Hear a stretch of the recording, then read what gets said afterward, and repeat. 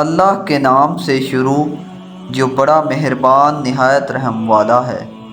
حضرت انس بن مالک رضی اللہ تعالیٰ عنہ نے بیان کیا کہ رسول اللہ صلی اللہ علیہ وآلہ وسلم کے لیے گھر میں پلی ہوئی ایک بکری کا دودھ دھویا گیا جو انس بن مالک رضی اللہ تعالیٰ عنہ ہی کے گھر میں پلی تھی۔ پھر اس کے دودھ میں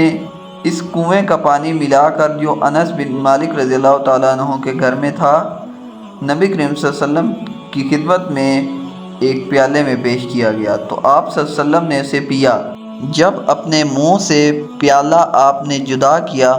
تو بائیں طرف ابو بکر رضی اللہ تعالیٰ عنہ تھے اور دائیں طرف ایک دیہاتی تھا۔ حضرت عمر رضی اللہ تعالیٰ عنہ ڈرے کہ آپ صلی اللہ علیہ وسلم یہ پیالہ دیہاتی کو نہ دیں، اس لیے انہوں نے عرض کیا کہ یا رسول اللہ صلی اللہ علیہ وآلہ وسلم، حضرت ابو بکر صدیق کو دے دیجئے۔ تو آپ صلی اللہ علیہ وسلم نے پیالہ اسی دیہاتی کو دیا جو آپ کے دائیں طرف تھا اور فرمایا کہ دائیں طرف والا زیادہ حقدار ہے، پھر وہ جو اس کی داہنی طرف ہو۔ حضرت معاذ بن انس رضی اللہ تعالیٰ عنہ سے مروی ہے کہ نبی کریم صلی اللہ علیہ وآلہ وسلم نے فرمایا، جس شخص نے سورۃ اخلاص 10 مرتبہ پڑھی تو اللہ تعالیٰ اس کے لیے جنت میں ایک محل تعمیر کر دے گا۔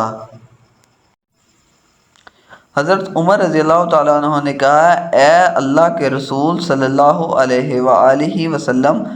تب تو ہم بہت سے محل حاصل کر لیں گے۔ تو آپ صلی اللہ علیہ وآلہ وسلم نے فرمایا، اللہ تعالیٰ زیادہ عطا کرنے والا اور پاک ہے۔ حضرت ابو ہریرہ رضی اللہ تعالیٰ عنہ نے بیان کیا کہ میں نے رسول اللہ صلی اللہ علیہ وآلہ وسلم سے سنا کہ نبی کریم صلی اللہ علیہ وآلہ وسلم نے فرمایا، میری تمام امت کو معاف کیا جائے گا سوائے گناہوں کو کھلم کھلا کرنے والوں کے۔ وہ گناہوں کو کھلم کھلا کرنے میں یہ بھی شامل ہے